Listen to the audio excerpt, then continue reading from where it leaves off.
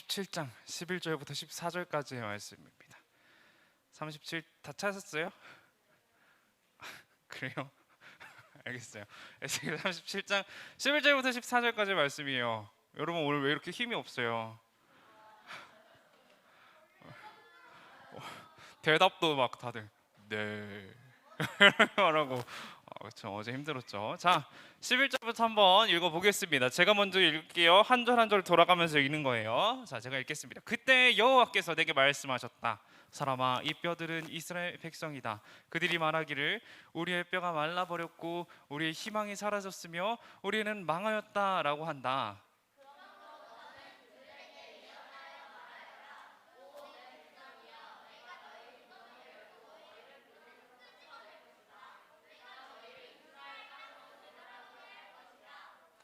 내 백성아, 내가 너희의 무덤을 열고 너희를 그곳에서 끌어낼 때 너희는 내가 여호와라는 것을 알게 될 것이다. 너희가 살 수 있게 할 것이다. 그리고 내가 너희를 너희 땅에 정착시킬 것이다. 그때 너희는 나 여호와가 그것을 말하였고 이루었다는 것을 알게 될 것이다. 나 여호와의 말이다.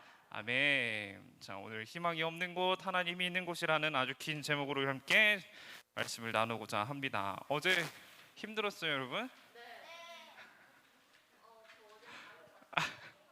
아주 꿀잠 잤겠네요, 밤에. 잠 잘 잤어요. 몇 시에 잤어요? 제일 일찍 잔 친구. 9시. 9시보다 더 일찍 잔 친구. 8시. 8시보다 더 일찍 잔 친구 있어요? 낮잠 말고. 낮잠 말고요. 낮잠 말고 8시보다 더 일찍 잔 친구 있어요? 그니까 오늘 늦잠을 자지. 좋습니다. 고생하셨어요, 여러분. 오늘 예배 자리에 나와서 너무나 축복합니다. 그렇게 힘든 가운데 나온 여러분 너무나도 축복해요. 우리 옆에 친구에게 이렇게 인사해 볼게요. 친구야, 고생했어. 친구야, 예배 자리로 나와서 축복해. 축복해요. 네, 우리가 지금 계속해서 한 가지 주제를 가지고 이야기를 하고 있어요. 무슨 주제인지 알아요, 여러분? 모르겠어요? 자, 회복이라는 주제로 이야기를 하고 있어요. 회복하시는 하나님이라는 주제로 계속해서 이야기를 하고 있어요. 하나 기억이 나요? 그렇군요. 아주 좋아요. 저는 너무나 행복합니다. 여러분이 기억을 못 해줘서 다음번에 똑같은 설교도 여러분 기억 못 할 거 아니에요. 너무나 감사해요. 네, 오늘 이야기를 한번 들어가 볼게요. 자, 계곡이 있습니다. 계곡. 저희가 생각하는 계곡과는 조금 다르죠. 네, 저게 어디에 있는 계곡이냐면요, 이스라엘에 있는 계곡이에요. 이스라엘이 있는 지역. 네, 맞아요. 이스라엘 지역들은 비가 안 오면 저렇게 메말라 있어요. 네, 메말라 있습니다. 오늘 계곡 이야기가 나오는데 이 계곡은 우리가 생각하는 양평이나 가평 가면 막 물이 이렇게 쫄쫄쫄쫄 흐르는 물놀이를 할 수 있는 그런 계곡이 아니라 저렇게 황폐하게 말라 있는 계곡이라는 거 여러분 기억해 주시면 됩니다. 그런데 하나의 특징이 더 있어요. 이 계곡에 에스겔이 본 환상에 대해서 얘기를 하는 건데, 에스겔이 보니까 계곡이 쫙 펼쳐져 있습니다. 이렇게. 그리고 하나가 더 있는데 이 계곡이 뼈로 가득 차 있었어요. 뼈로, 해골로, 사람의 뼈로 가득 차 있었습니다. 이 환상을 보고 있는 누굴까요, 여러분? 에스겔이 누굴까요? 맞아요, 선지자인데, 자, 에스겔의 생애에 대해서 먼저 한번 보겠습니다. 학자들이 추측하기로는 성경에서 에스겔의 생애에 대해서 정확하게 밝히고 있지는 않습니다. 그런데 학자들이 추측하기로는 622년쯤에 출생을 했을 거야 라고 추측을 합니다. 622년이 예수님 오기 전 622년이에요. 네, 기원전 622년에 출생을 했을 거야 라고 추측을 합니다. 그 다음에 605년이 되면요, 이제 1차 포로기가 옵니다. 이 1차 포로기가 뭐냐면요, 그 바벨론이랑 남유다랑 막 싸우는데 져요. 근데 나라가 멸망하진 않고 좀 유능한 사람들을 바벨론에서 싹 긁어갑니다. 왕궁에 있는 유능한 사람들, 귀족, 뭐 왕의 신하들, 뭐 고위급 자제들 싹 긁어다가 데려가요. 바벨론으로 데려가는 게 그 1차 포로기. 그 다음에 597년에 이스라엘이랑 바벨론이랑 또 한 번 싸워요. 그래서 또 집니다. 또 져가지고 한 번 더 긁혀요. 인구가 한 번 더 긁혀가지고 쫙 끌려가고요. 네, 그다음에 586년이 되면은 예루살렘이 멸망하게 됩니다. 예루살렘이 있던 성전 무너지고 성벽 무너지고 막 그런 일이 있어요. 바벨론한테 이제 남유다는 완전히 멸망하게 된 거예요.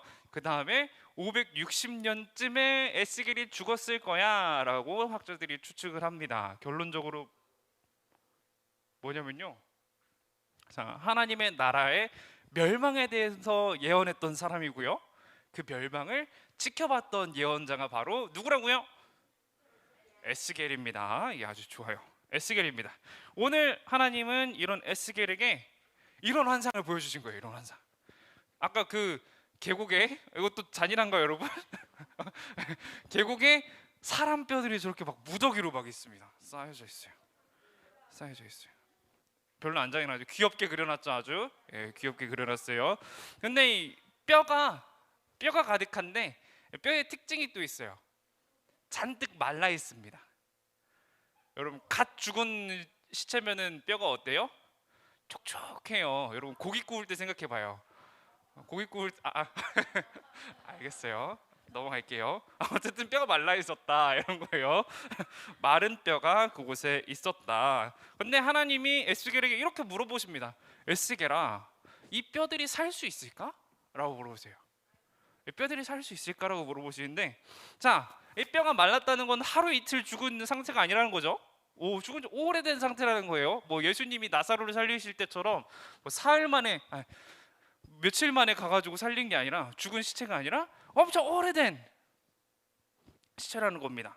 뼈가 말라 있다는 걸. 근데 하나님께서는 에스겔에게 이 뼈들이 살 수 있을까라고 물어보는 거예요. 우리가 생각하기에 어때요? 살아갈 희망이 없죠. 말이 되는 소리를 하셔야죠, 하나님. 말이 돼요? 이 뼈들은 살 수 없습니다라고 우리는 대답을 할 거예요. 그런데 에스겔은 이렇게 대답을 합니다. 주 여호와여, 주님만이 아십니다. 이렇게 고백을 하세요. 멋있어요. 하나님은 그런 고백을 한 에스겔에게 다시 한번 물어보세요. 내가 이 뼈들에게 예언하라라는 말씀을 주시면서 이렇게 말씀을 하십니다. 엄청 길게 말씀하세요. 이거 같이 읽어도 돼요? 좋아요. 같이 한번 읽어볼게요. 시작. 내가 너희 속에 숨을 불어넣으면 너희가 살아날 것이다. 내가 너희에게 힘줄을 붙이고 내 위에 살을 입히며 살갗으로 덮을 것이다. 그리고 내 속에 숨을 불어넣을 것이니 너희가 살아날 것이다. 그때 너희는 내가 여호와라는 것을 알게 될 것이다. 이렇게 말씀을 하십니다. 이렇게 예언하라고 말을 하세요. 하나님께서 에스겔에게 이렇게 이 뼈들을 향해서 예언해라고 말씀을 하신 거예요. 그러니까 어떻게 됐을까요? 뼈들이 막 날아다니면서 막 착착착착착 붙었대요. 자, 한번 봐봅시다. 네, 저렇게 막 뼈들이 막 갖다 붙은 거예요. 뼈들이 붙었다길래 이 장면이 생각이 나더라고요. 트랜스포머가 이제 변신하는 이 장면이 생각이 나더라고요. 멋있죠? 저렇게 멋있는 장면이었는지는 전 잘 모르겠지만 어쨌든 저렇게 막 뼈마디, 손가락이 잘 생기고 손마디가 잘 생기고 이렇게 잘 붙었다라는 거죠. 이렇게 순서대로 잘 붙었다라는 거예요. 어디 이상한 데 안 들어가고 갈비뼈 다리뼈 안 붙고 갈비뼈가 잘 붙는 그런 일이 있었다라는 겁니다. 그렇게 이제 에스겔이 예언을 하니까 덜컹덜컹 하면서 뼈들이 막 모여가지고 이 힘줄이 생겼고 살이 생겼고 살같이 딱 씌워졌습니다. 근데 중요한 게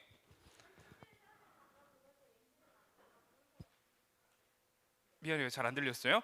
근데 중요한 게 그 안에 생기가 없었다는 거예요. 생기. 자, 이번에 한 번 더 예언을 하라 하십니다. 생기에게 예언하라. 생기여, 여기 죽임당한 이들 속으로 들어가 이들을 살게 하여라 라고 이렇게 말씀을 하십니다. 이렇게 말씀을 하시니까 몸에 아까 몸밖에 없었죠. 생기 없이 몸밖에 없었는데 생기가 들어가니까 이들이 큰 군대가 되었다라는 환상이었어요. 에스겔이 본 환상이. 자, 그리고 이제 하나님께서 이 에스겔의 환상에 대해서 해설을 해주십니다. 자, 네가 본 게 뭐냐면 이러면서 해설을 해주세요. 자, 황량한 계곡에 있었던 뼈들은 뭐였을까요? 멸망당할 이스라엘 백성들이었습니다. 예, 하나님께서 비유를 해주신 거죠. 아주 환상을 통해서 보여주신 거예요. 멸망을 당한 이스라엘 백성들이었습니다. 그리고 이스라엘 백성들은 이렇게 말했다고 해요. 우리가 망했다. 우리에게 희망도 없다. 우리는 저 바벨론을 이길 수도 없고 결국 멸망당할 것이다. 이렇게 말을 했습니다. 맞아요. 사람의 생각을 우리가 생각을 했을 때 체급 차이가 엄청나게 큽니다. 바벨론과 이스라엘이라는 국가는요, 체급 차이가 엄청나게 커요. 지금으로 따지면은 뭐 우리나라랑 옆에 붙어 있는 중국 정도의 체급 차이가 될 것 같아요. 바벨론은 그 당시에 세계를 주름잡던 강대국이었고요. 이 이스라엘 백성들의 나라 유다는 엄청 작은 소국이었어요. 소국.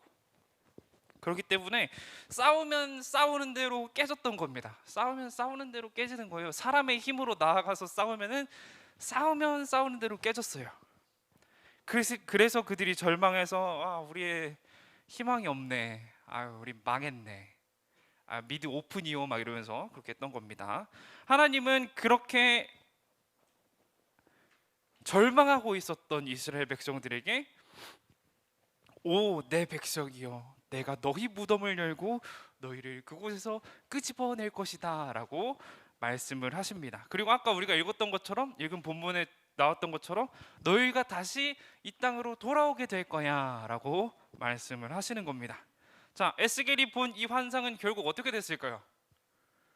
하나님이 열심히 해설까지 해주셨어요. 자, 너희 이 뼈들은 이스라엘 백성이다 이러면서 해설까지 해주셨어요. 어떻게 됐을까요? 그대로 이루어지게 되죠. 에스겔이 살았던 그때에 끌려갑니다. 이렇게 전쟁을 열심히 해요.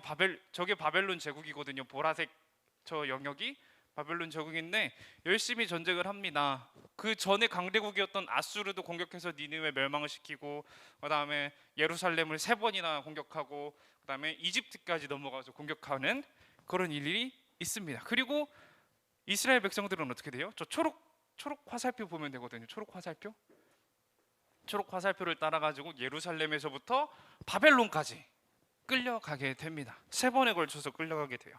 자, 나라는 망했고 귀족과 왕족들은 모두 잡혀갔고 예루살렘, 그러니까 이스라엘 땅에 남아 있는 사람들은요, 어떤 사람들이었냐면요, 일할 일꾼들만 남아 있었어요. 일꾼들만 남아가지고 열심히 노예처럼 일을 했습니다. 자, 우리가 봤을 때 아무리 봐도 희망이 없죠. 요리 보고 조리 봐도 희망이 없어요. 그렇게 희망이 없는 세월이 얼마나 걸리는지 아세요? 70년이 걸립니다. 70년 동안 이렇게 희망 없는 삶을 살게 돼요. 자, 10년이면 뭐가 변한다고 말해요, 여러분? 강산이 변하죠. 강산이 몇 번 바뀐 거예요, 그러면? 7번 바뀐 거예요. 근데 하나님이 그 70년 뒤에 어떻게 하는 걸 여러분이 기억해요? 지금 우리가 열심히 저번 주까지 이야기를 했는데, 그 70년 뒤에 다시 이스라엘 백성들을 바벨론에서 꺼내 오십니다. 무덤에서 열고 이제 막 머리끄댕이 잡고 꺼내 오듯이 하나님께서 이제 이스라엘 백성들을 머리끄댕이 잡고 꺼내 와요. 누구를 통해서? 메시지가 왔대요. 자, 스룹바벨, 에스라, 느헤미야 이런 사람들을 통해 가지고 다 꺼내 가지고 구약의 교회를, 하나님의 나라를 다시 회복시킵니다. 네, 그런 역사가 있었어요. 자, 우리가 다시 한번 환상으로 돌아가서 중요한 단어 하나를 보기를 원해요. 짠. 아까 트랜스포머처럼 뼈들이 따닥딱딱딱 붙었습니다. 그 위에 힘줄이 쫙 생기고 살이 쫙 돋고 살갗이 쫙 생겼어요. 근데 마지막에 하나님이 뭘 불어넣으셨죠? 그렇죠, 생기죠. 숨을 불어넣으셨습니다. 숨. 후. 그렇죠. 숨을 불어넣으신 거예요. 다른 표현으로 생기, 호흡, 생명, 영이라는 표현으로 번역되기도 합니다.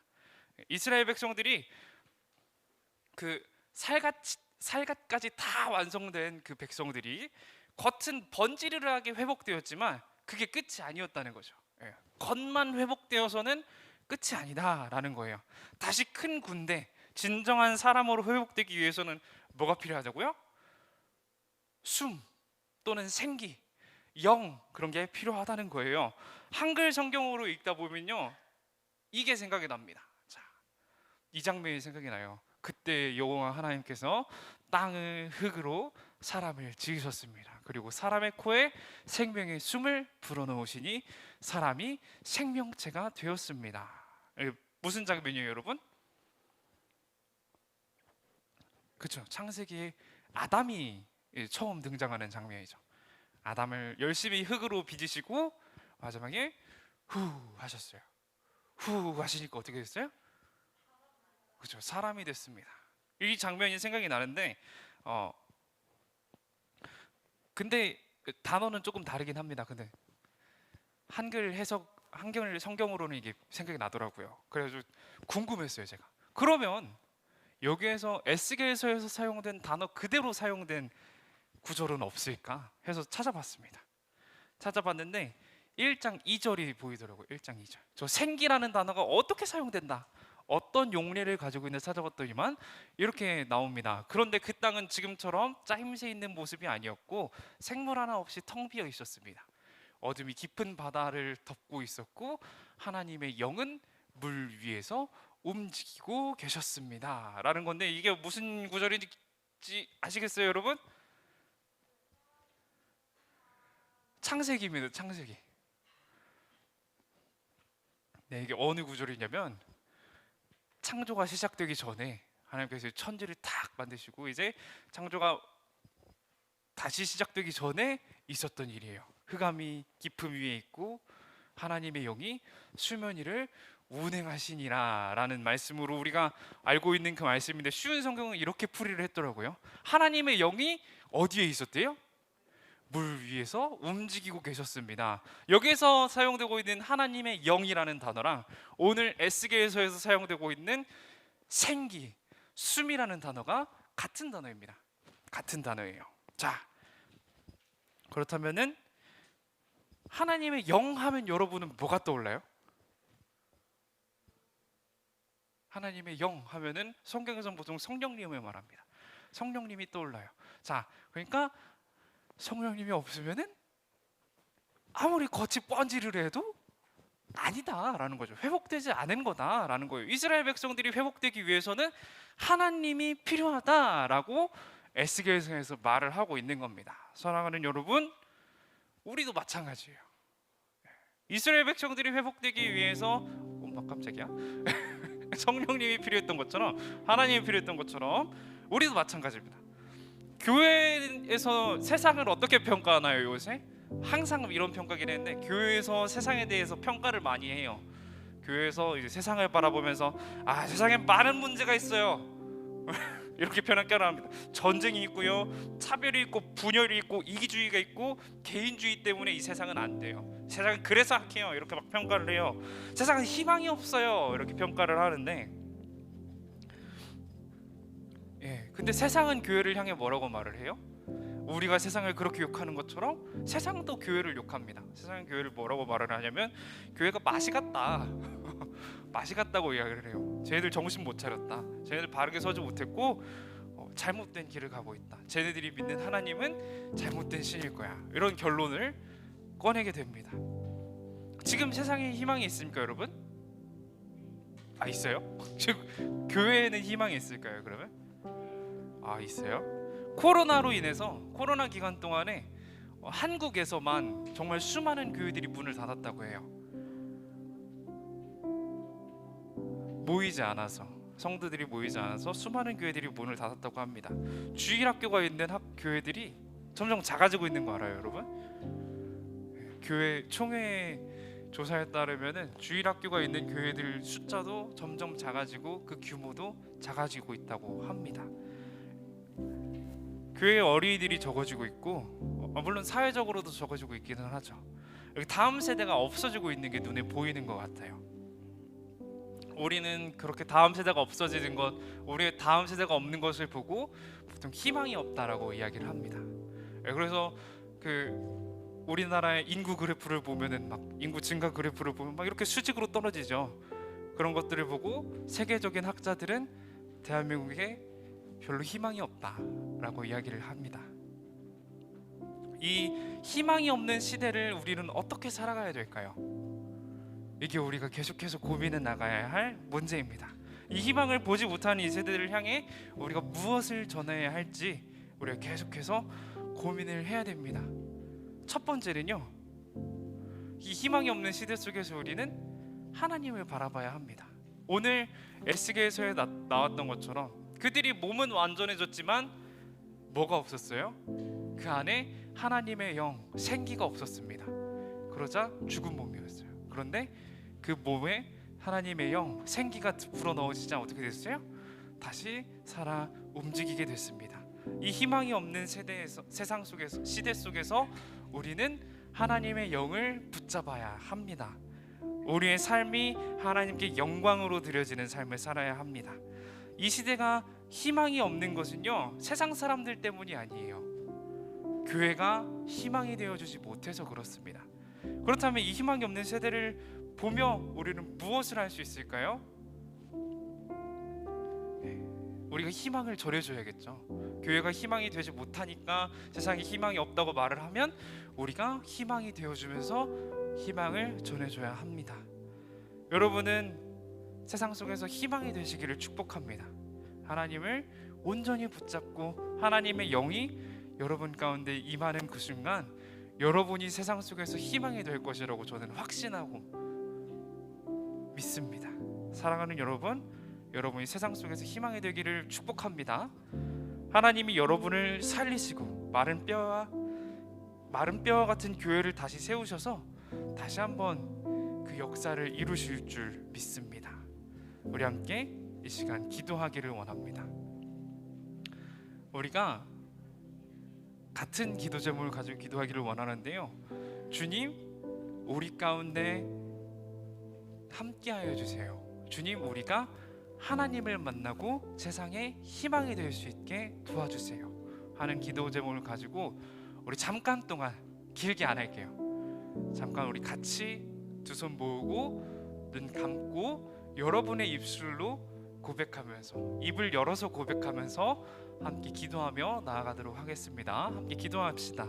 사랑과 은혜가 충만하신 하나님, 우리 수원화산교회 귀한 초등부 아이들 주님께서 사랑하실 줄 믿습니다. 주님, 우리 귀한 아이들이 주님을 만나 세상 속에 희망이 되기를 원합니다. 주님, 우리 귀한 아이들이 주님을 만나 세상 속에서 빛이 되고 소금이 되기를 원합니다. 주님, 역사하시고 축복하여 주시옵소서. 이 귀한 아이들 가운데 함께하여 주시며 이들의 삶이 주님께 영광으로 들려지는 삶이 될 수 있도록 인도하시옵소서.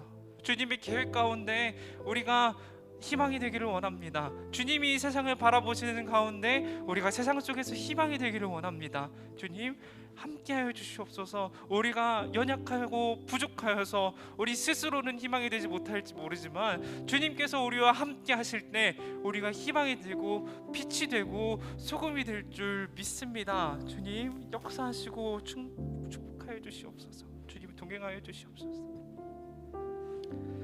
사랑과 은혜가 충만하신 하나님, 오늘도 이 자리 가운데 우리를 불러주시니 감사합니다. 주님, 오늘 우리가 세상 속에서 희망이 되기를 기도했습니다. 주님, 우리 인생 가운데 함께하여 주시어서, 우리 남은 삶 가운데 함께하여 주시어서 우리가 세상 속에 사랑을 전하는, 주의 귀한 복음을 전하는, 주의 귀한 희망을 전하는 사람들이 될 수 있도록 도와주세요. 주님, 우리는 부족하고 연약합니다. 주님께서 도우실 때 우리가 그 모든 일들을 감당하고 그 모든 계획들을 감당할 수 있을 줄 믿습니다. 주님, 우리 인생 가운데 함께하여 주세요. 우리의 남은 인생을 주님 앞에 드립니다. 주님께서 영광 받으시는 인생이 될 수 있도록 인도하여 주시옵소서. 사랑과 은혜가 충만하신 우리 주 예수님의 이름으로 기도드립니다. 아멘. 우리 함께 주님 가르쳐 주신 기도로 예배를 마치도록 하겠습니다. 시작. 하늘에 계신 우리 아버지여, 이름이 거룩히 여김을 받으시오며 나라의 임하옵시며 뜻이 하늘에서 이룬 것 같이 땅에서 이루어지이다. 오늘날 우리에게 일용할 양식을 주옵시고 우리가 우리에게 죄 지은 자를 사하여 준 것 같이 우리의 죄를 사하여 주옵시고 우리를 시험에 들게 하지 마옵시고 다만 악에서 구하옵소서. 대개 나라와 권세와 영광이 아버지께 영원히 있사옵나이다. 아멘. 자, 여러분 희망이 되기를 축복합니다. 그러면 우리가 세상이 희망이 될 수 있게 우리 한번 자신 있게 외쳐보고 나아가도록 합시다. 시작. 나는 하나님의 자녀다. 하나님을 사랑하고 이웃을 사랑하며 하나님의 기쁨이 되자. 감사합니다.